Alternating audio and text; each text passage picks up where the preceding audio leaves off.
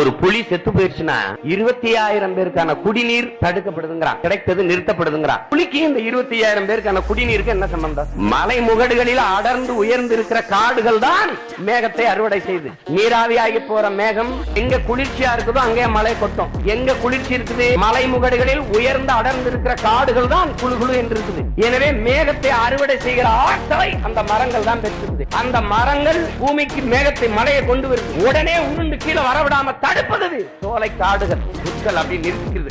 தன் உணவு சேவைக்கு தேக்கி வச்சுக்கிறது.